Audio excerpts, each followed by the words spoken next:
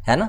इस पे पहले आप एक दो सवाल कर लो जो जो बताए हैं उस पे, फिर हम आपको कुछ बातें बताएंगे।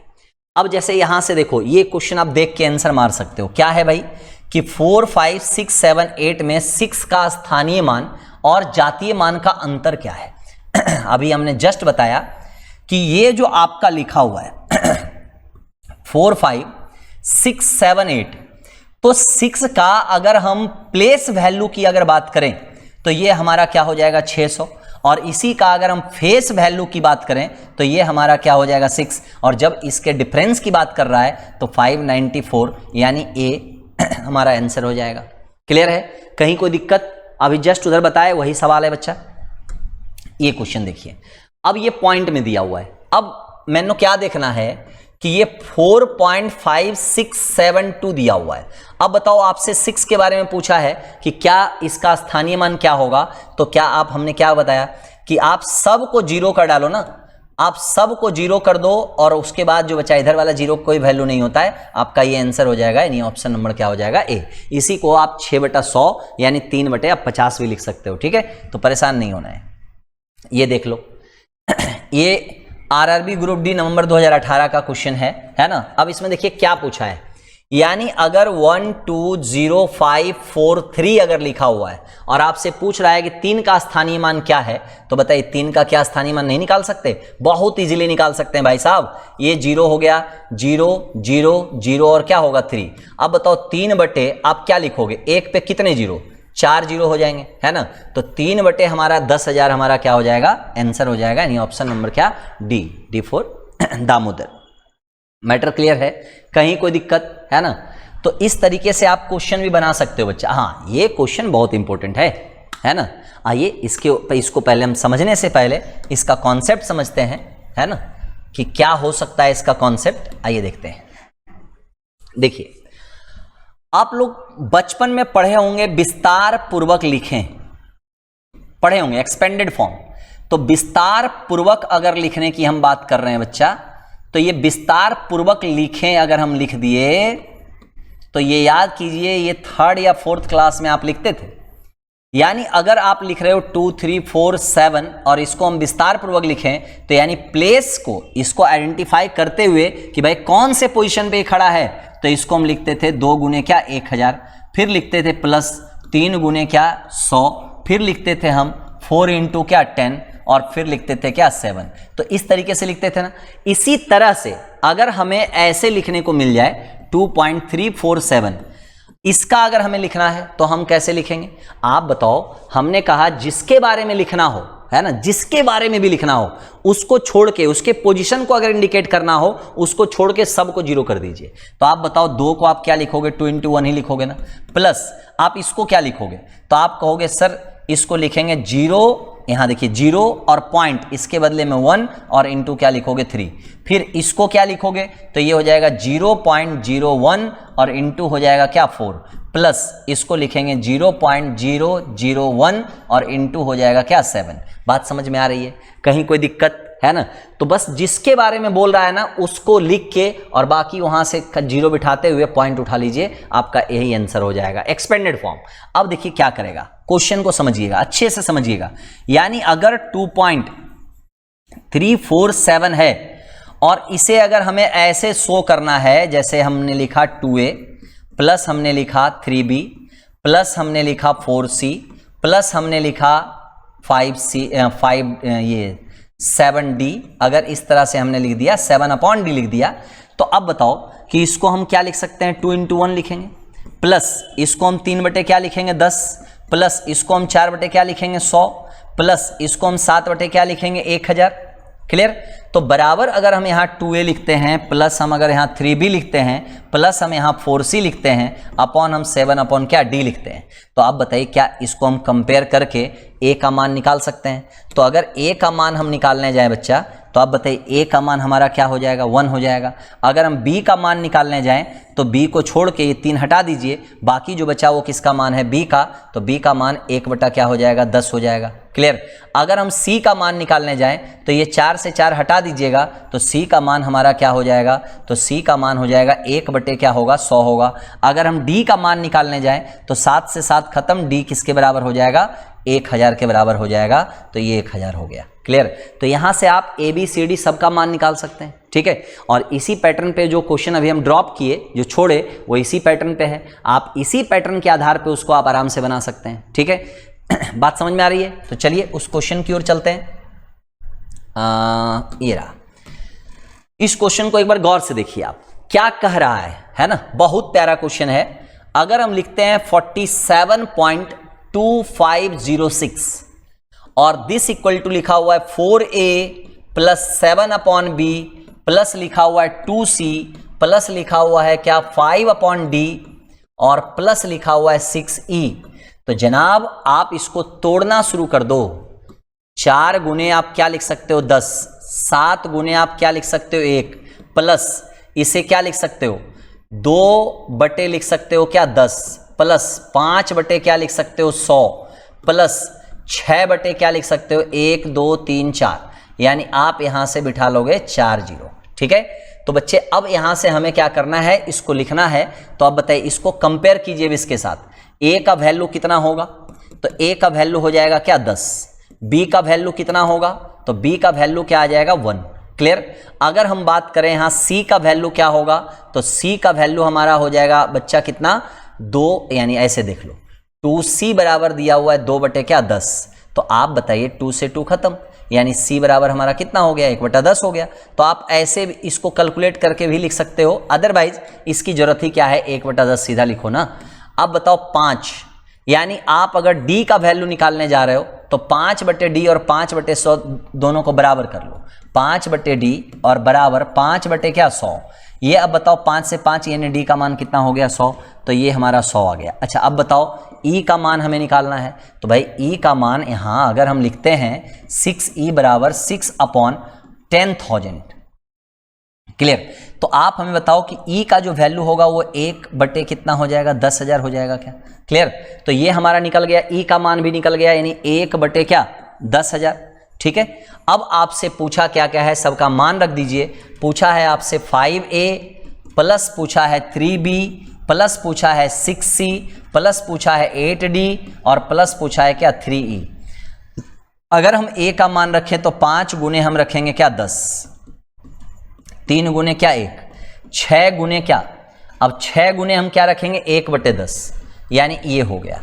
अगर 8d यानी 8 गुने हम क्या लिखेंगे भाई 100 और प्लस हो जाएगा 3 गुने कितना हो जाएगा भाई 1 बटे हो जाएगा क्या 10,000। क्लियर है? तो आप इसको जब जोड़ोगे तो ये बताओ, ये 8 गुने 100 यानी कितना हो गया 800 हो गया। क्लियर? अब ऐसे भी देख के मार सकते हो कि इसमें 800 नाम का कोई चीज़ है ही नहीं।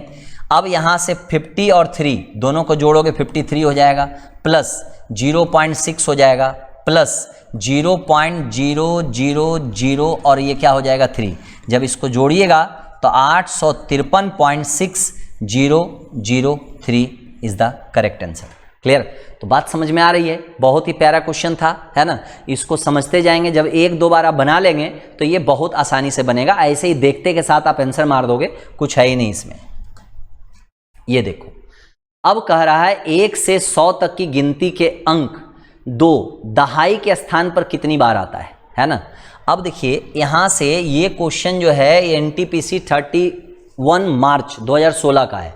कह रहा है 1 से अगर 100 तक की गिनती हम गिनते हैं तो कह रहा है दहाई के स्थान पर अंक। तो आप हमें बताओ ना, दहाई के स्थान पे अंक अगर हम यहां से देख लें कि 10 से लेकर 19 तक में, तो एक बार है बस 12 में, यानी इसमें है बस।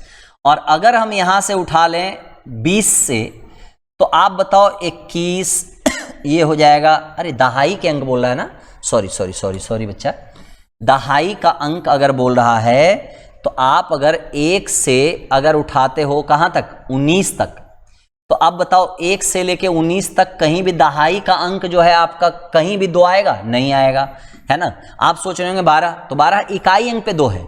अब यहां से उठाओगे 20 से, तो 20 से लेकर आप चले जाओ 29 तक, तो टोटल यहां से दहाई अंक जो है 21, 22, 23, 24, 25, 26, टोटल कितने होंगे 10। क्लियर? उसके बाद आप उठा लो, उसके बाद अगर आप देखो तो कहीं भी आपका 2 जो है दहाई अंक पर नहीं आएगा 100 तक में। क्लियर, क्योंकि दहाई का मतलब है कि वो 20 के सीरीज में होना चाहिए, यानी 20 से 29 तक ही दहाई आएगा, उसके बाद 3 से आगे 3 आ जाएगा, फिर 4, फिर 5, तो ये 10 और इधर भी नहीं है, यानी आंसर हमारा क्या होना चाहिए, 10 ही होना चाहिए, तो ये हमारा आंसर होगा। ठीक है, यानी एक आ रहा 1 से 100 तक की गिनती के अंक 2 दहाई के स्थान पर कितनी बार आएंगे, तो आंसर क्या हो जाएगा, 10 हो जाएगा। क्लियर। नेक्स्ट क्वेश्चन, अब क्या कह रहा है, कह रहा है यदि x एक सम संख्या है तो अगली विषम संख्या क्या होगी, यानी कोई भी अगर सम संख्या आप लिखते हो, जैसे 2 लिख दिए, तो विषम संख्या इसके जस्ट आगे वाली होगी, यानी 1 बढ़ा दीजिएगा विषम आ जाएगा, फिर 3 आ गया, अब 3 विषम में भी 1 बढ़ा दीजिएगा तो सम आ जाएगा, और हर एक सम में जब 1 1 बढ़ाते जाओगे आप तो वो हमेशा विषम आता जाएगा। तो अगर हम n अगर लेते हैं तो अगला जो विषम संख्या होगा वो n प्लस क्या हो जाएगा, 1, यानी हमारा आंसर हो जाएगा B for Bhola is the correct answer. Clear. अब देखिए क्या कह रहा है, 1 से 50 तक की अभाज्य संख्या यदि n हो तो n स्क्वायर क्या होगा। अब देखो ये रटने वाली चीज आ गई, यानी 1 से लेकर अगर हम 50 तक की बात करते हैं तो 1 से 50 तक टोटल 15 अभाज्य संख्याएं हैं, यानी 15, यानी n का वैल्यू जो है वो 15 है भाई, यानी आपको हम बता चुके हैं कि 1 से 50 तक टोटल अभाज्य संख्या 15 है, 1 से लेकर 100 तक जो है वो 25 है, 1 से लेकर 200 तक जो है वो 46 है। तो अगर आपसे पूछ रहा है 1 से 50 तक अगर 15 है जो कि n है, तो आपसे पूछ रहा है n स्क्वायर क्या होगा, यानी 15 का स्क्वायर यानी 225 इज द करेक्ट आंसर, यानी यही हमारा आंसर होगा। क्लियर। अब क्या कह रहा है कि n बराबर अगर 1 + 11 + 111 ऐसे जोड़ते चले तो बोल रहा है कि बताइए n के अंकों का योग क्या होगा। भाई ये बताओ, अगर 1 हम लिख रहे हैं तो 1 हो गया, और 11 लिखेंगे तो 11 का मतलब 2 हो गया, 111 लिखेंगे इसका मतलब 3 हो गया। तो ऐसे ही बढ़ते जाएंगे तो हम चेक करेंगे कहां तक गया है, 1 2 3 4 5 6 7 8 9, यानी ये 9 तक आया है। तो 1 से लेकर 9 तक के नेचुरल नंबर का सम का फॉर्मूला होता है 9 × 10 बटे क्या 2, यानी यहां फॉर्मूला होता है n × n + 1/2। ये मेरे ख्याल से आप जानते भी होंगे, है ना। तो ये आप कट कर लोगे तो 9 × 5 कितना आ जाएगा, 45, यानी 45 इज द करेक्ट आंसर। बात समझ में आ रही है, कहीं कोई दिक्कत।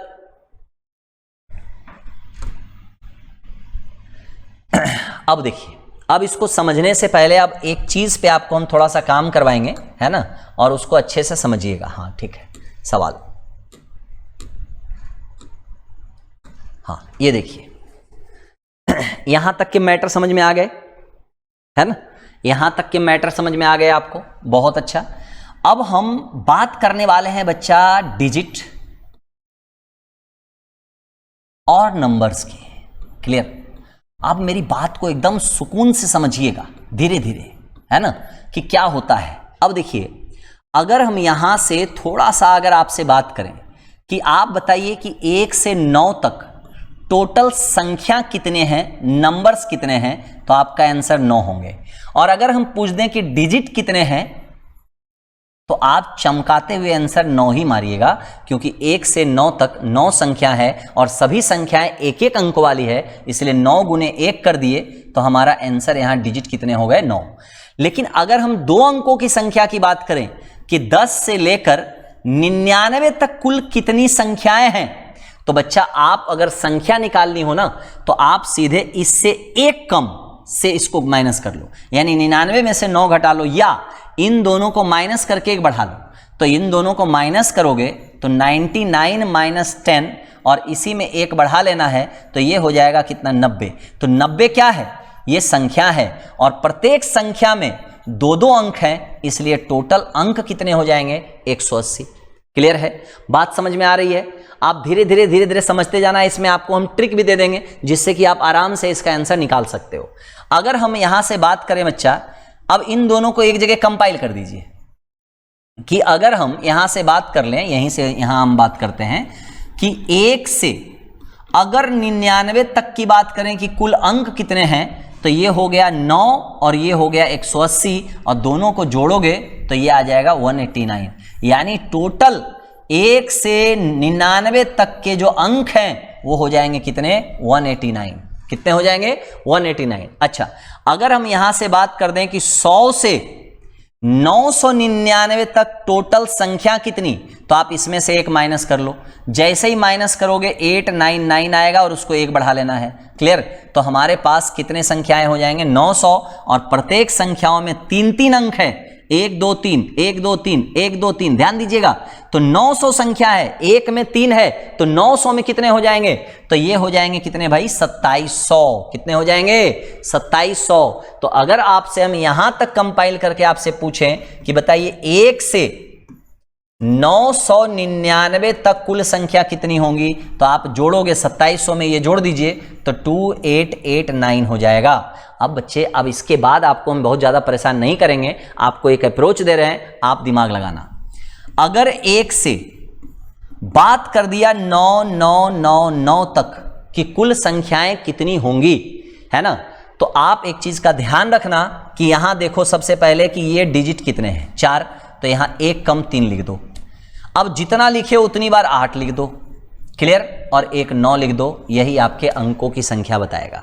एक बार कम समझ में आया होगा बिकॉज आपके लेवल का नहीं है, तो फिर से समझिए। 1 से अगर हम लिखें 99999, अगर ऐसे लिख दे तो जाहिर सी बात है यहां से यहां तक कुल अंक कितने होंगे, है ना। तो बच्चे आपका आंसर होगा, कितनी बार आया है 9? 1 2 3 4 5, तो 5 आया तो यहां 1 कम 4 लिख दो। जितनी बार आप 4 लिखे हो उतनी बार आप 8 लिख दो, फिर 9 लिख दो, और यही हमारा क्या होगा? आंसर होगा। क्लियर? तो सवाल कैसे आएगा थोड़ा सा सुनिएगा और समझने का प्रयास कीजिएगा कि आपसे सवाल पूछेगा कि 1 से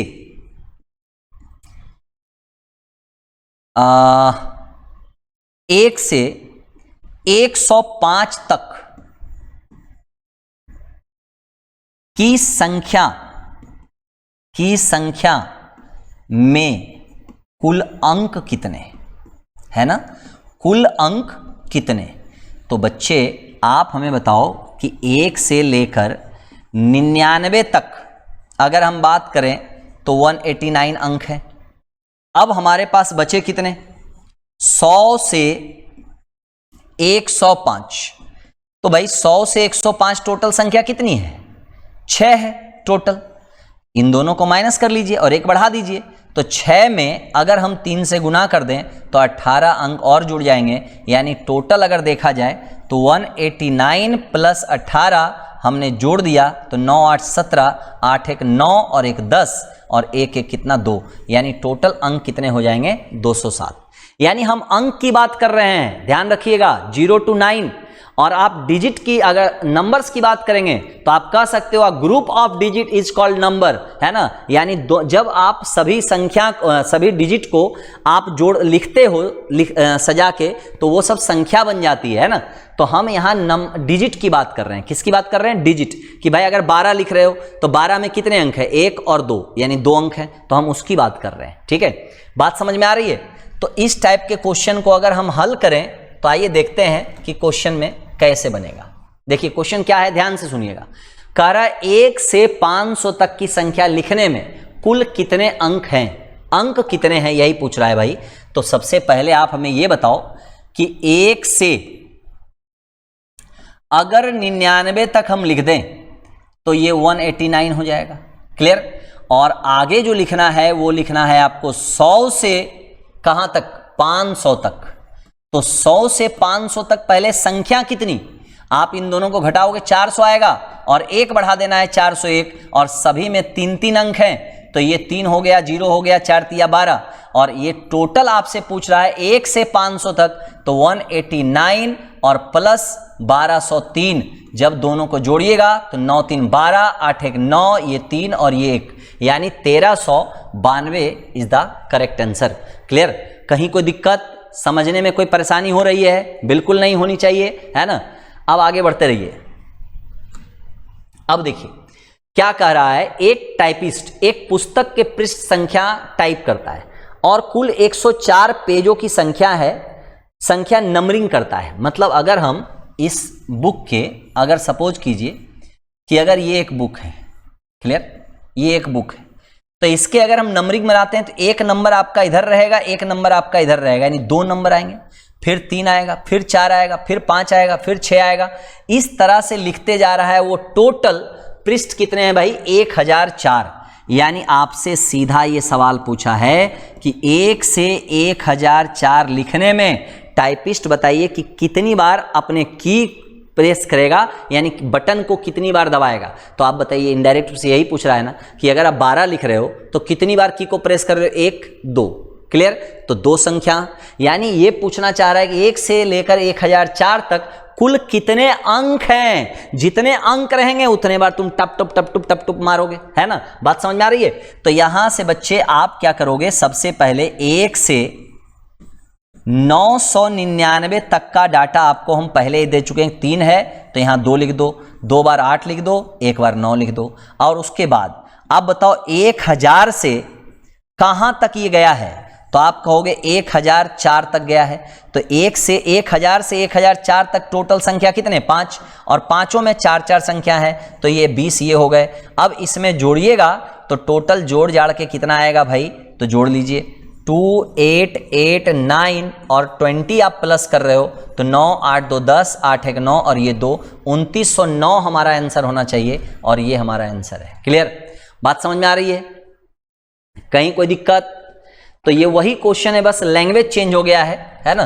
तो ये ध्यान से देखिए। अब देखिए क्वेश्चन क्या कह रहा है। अब थोड़ा सा हम क्या किए कि बीच बीच से क्वेश्चन उठाना शुरू कर दिए, एक से नहीं बीच से, है ना, कहीं से भी उठा ले। तो आप यहां देख रहे हो क्या कि अगर 214 है और 214 से पहले 3 अंकों की कुल संख्या कंप्लीट कर लीजिए तो 999। क्लियर, आप बताओ कि 214 से 999 तक संख्या कितनी होगी, तो आप माइनस कर लो। 9 में से 4 गया भाई, इसको घटाओ, इसको घटाओ, इसको घटाओ, तो 9 में से 4 गया, कितना आ गया 5।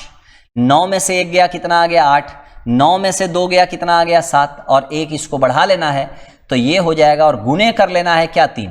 तो हमारा ये हो गया कितना भाई 6, ये हो गया 8, ये हो गया 7, गुने हो गया 3, तो 6 तिया 18, 8 तिया 24 और 1 25, कैरी 2 और 7 तिया 21 और 2 कितना हो जाएगा 23, यानी 2358 जो है वो हमारे पास हो गए क्या, 214 से 999 तक। अब यहां से बढ़ने हैं आपको 1000 से जाना है 1004 तक। तो 1004 तक अगर जाना होगा तो आप बताइए यहां से यहां तक संख्या कितनी है 5, और 5 गुने 4 करोगे तो 20 नंबर और इसमें ऐड हो जाएगा, यानी 20 और ऐड कर दीजिए तो हमारा टोटल आंसर हो जाएगा क्या 2378, यानी हमारा answer A is the correct answer. Clear है, बातें समझ में आ रही हैं। अब देखिए, हाँ इसको अब समझिएगा। अब ये रिवर्स केस आपसे बनाने वाला है। क्या बनाने वाला है, रिवर्स केस, कि भाई अब हम ऐसे बना ही लिए हैं तो अब थोड़ा सा इसका रिवर्स केस भी देख लीजिए कि क्या होगा। रिवर्स केस में अगर हम बात करते हैं कि हम लिख दें 1 2 3 4 5 6 7 8 9 10 11 12 ऐसे बढ़ते जाएं, और यहां लिख दें हम क्या x और y। क्लियर, और टोटल आपसे हम ये कह दें कि संख्या लिखा हुआ है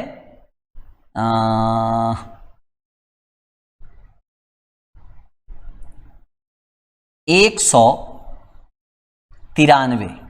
क्लियर, अंक हैं 193 टोटल। ऐसे जोड़ते हुए अगर यहां तक लिखोगे तो टोटल अंक हो गए कितने 193। यानी बच्चा तुम्हें यह पता करना है कि अभी हम रटवा चुके हैं आपको कि 1 से 99 तक अगर देखें तो 189 है, तो 189 से जितना भी आगे जाता है तो इससे साफ पता चलता है कि यहां कोई ना कोई 2 अंकों की संख्या से ज्यादा आया है, 3 अंकों की संख्या में इन कर गया होगा। तो हम यहां क्या करेंगे, सबसे पहले 189 माइनस करेंगे तो ये हमारा बचेगा कितना 4। अब 4 को हम किससे भागा देंगे, तो 4 को हम भागा देने जा रहे हैं 3 से। क्यों, क्योंकि 99 के बाद कोई 3 अंकों की संख्या ही आई होगी, तो 3 से जब भागा करेंगे तो एक बार लगाएंगे तो यहाँ 3 आएगा और शेष क्या बचेगा 1। इसका मतलब कि 3 अंकों की संख्या लिखी गई होगी और उसके बाद 1 अंक और एक्स्ट्रा लिखा गया होगा। जैसे अगर हम यहाँ 99 तक की बात करें तो 99 तक की बात करें तो बच्चा ये 99 तक लिखा गया होगा और 1 आगे बढ़ा के लिखा है ना, 1 आगे बढ़ा के। तो आप बताइए क्या लिखा होगा, 100 लिखा होगा, है ना। और उसके बाद फिर क्या लिखा होगा 1, है ना।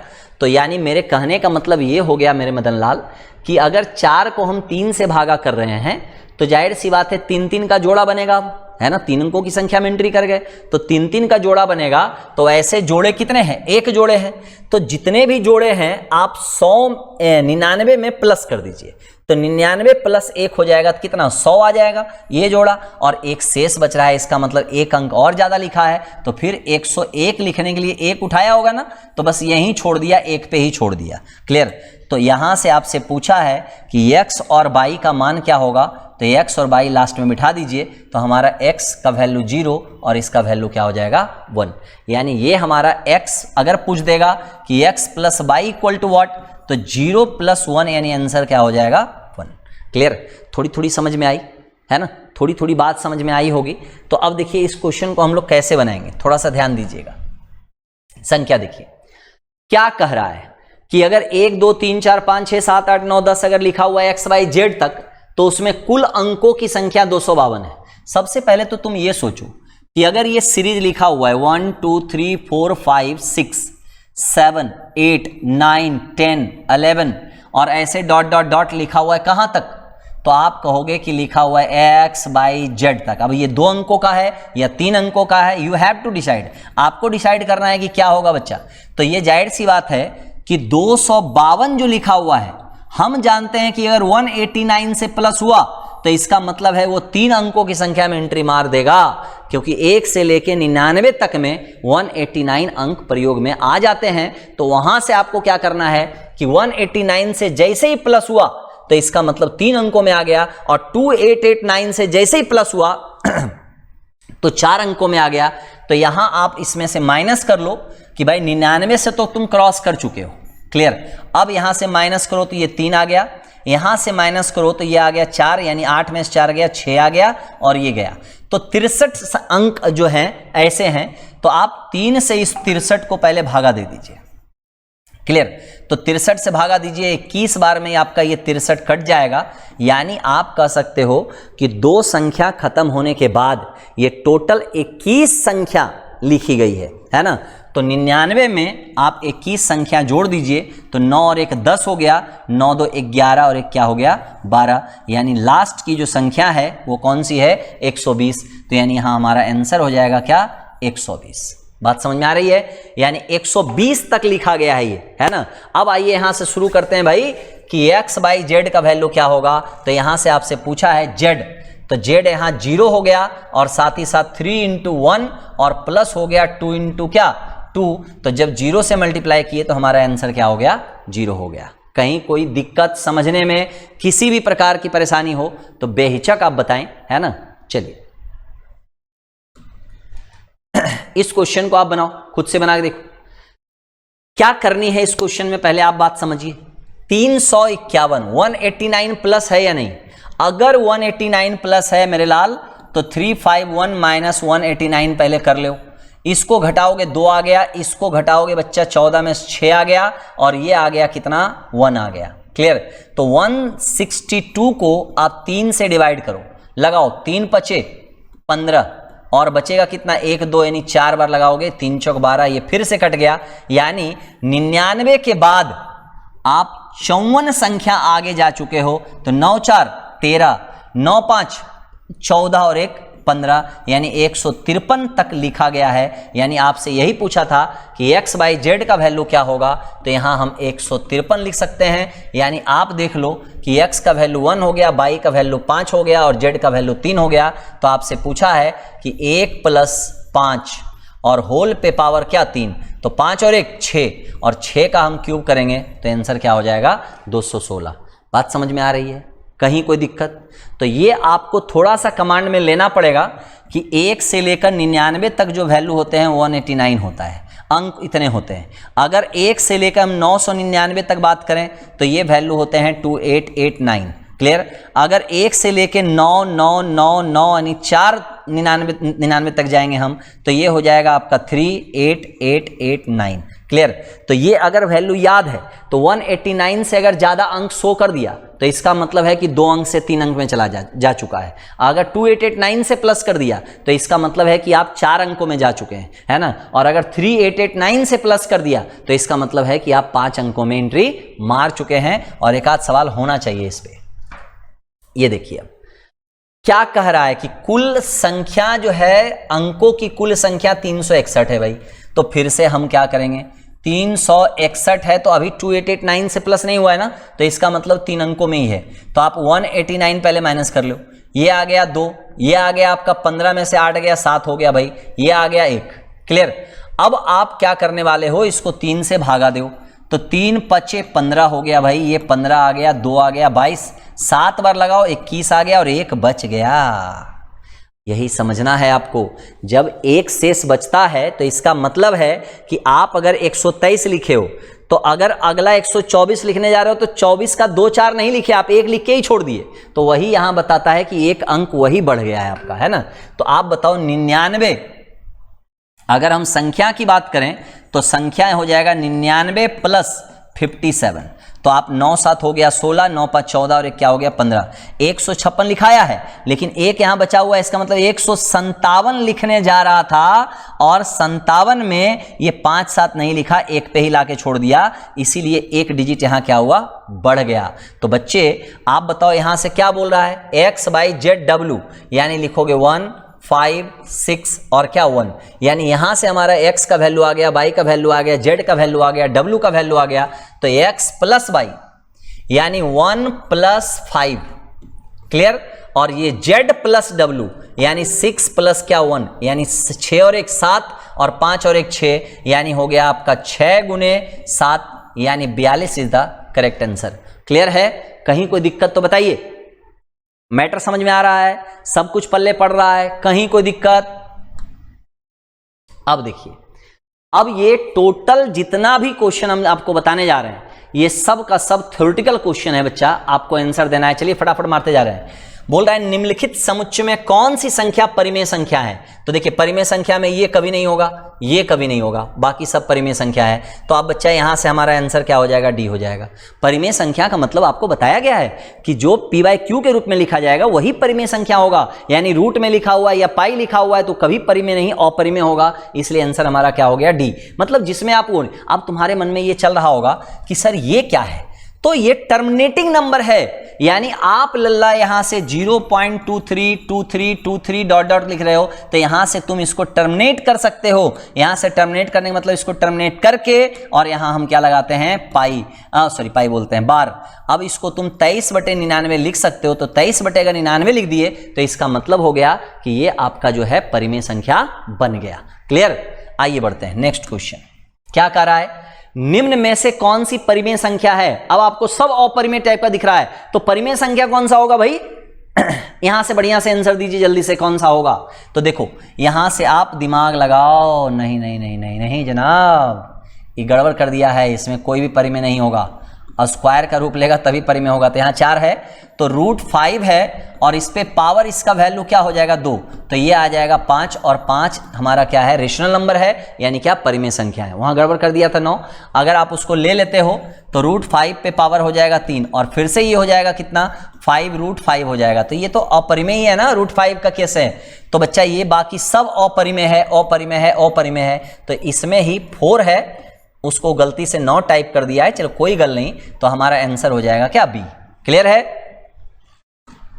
अब देखिए अब क्या कह रहा है कि 2 अपरिमेय संख्या a और b का योग 0 है, तो उनके बारे में क्या कहा जा सकता है। तो अब बताइए कि 0 कब होगा।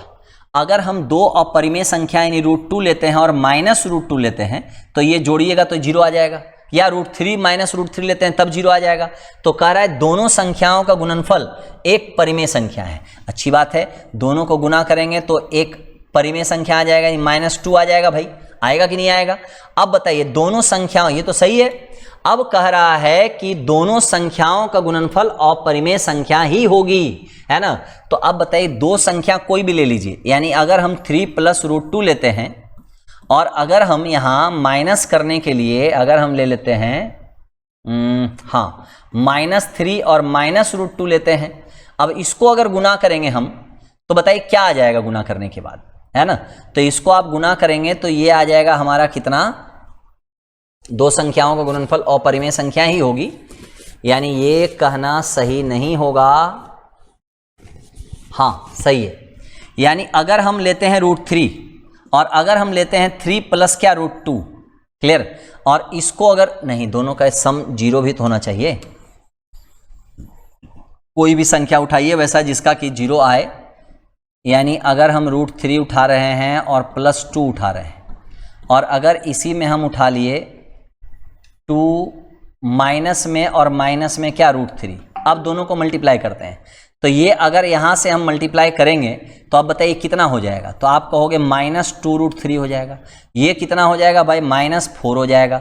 अब ये इसमें मल्टीप्लाई होगा तो ये हो जाएगा -3 हो जाएगा, और ये इसमें मल्टीप्लाई होगा तो ये हो जाएगा -2√3 हो जाएगा, क्लियर।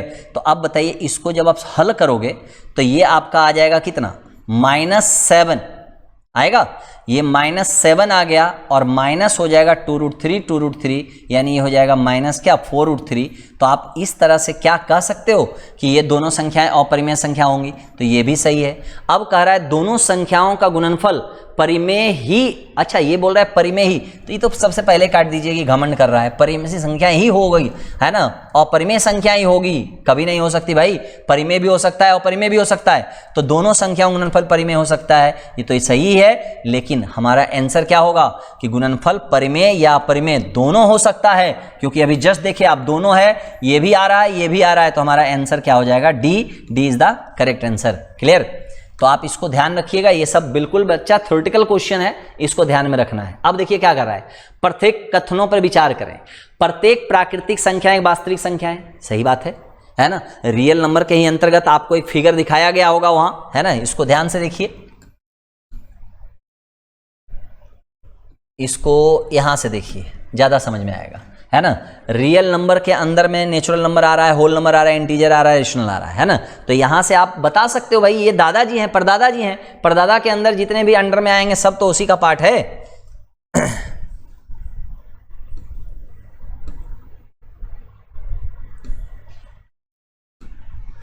तो मेरे कहने का मतलब ये हो गया कि प्रत्येक प्राकृतिक संख्या एक वास्तविक संख्या है, बिल्कुल सही है। प्रत्येक वास्तविक संख्या एक अपरिमेय संख्या है। क्या कह रहा है कि प्रत्येक वास्तविक संख्या एक अपरिमेय संख्या है, गलत है। यानी प्रत्येक वास्तविक संख्या परिमेय भी हो सकता है अपरिमेय भी हो सकता है। प्रत्येक पूर्णांक एक वास्तविक संख्या है, यानी जितने भी पूर्णांक हैं सब वास्तविक संख्या है, बिल्कुल सही है।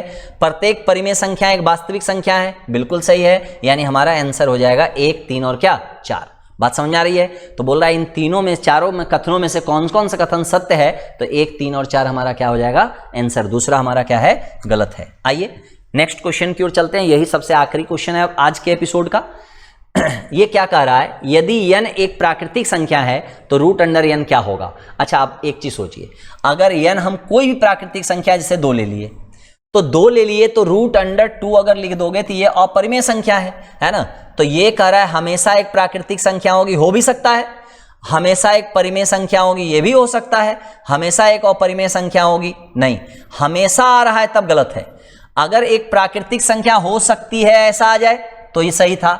ये अगर परिमेय संख्या हो सकती है तो हो सकता है ऐसा, तो हमेशा का मतलब हो गया क्या, इसको घमंड आ गया, बोला ऑलवेज ही है, होगा हमरे है, हमार हुए, है ना। तो इसका मतलब गलत है। तो यहां आंसर क्या होगा, हमेशा एक प्राकृतिक या एक अपरिमेय संख्या होगी, इसलिए हमारा आंसर क्या होगा, डी। बात समझ में आ रही है, कहीं कोई दिक्कत, समझ में आ रहा है सवाल, है ना।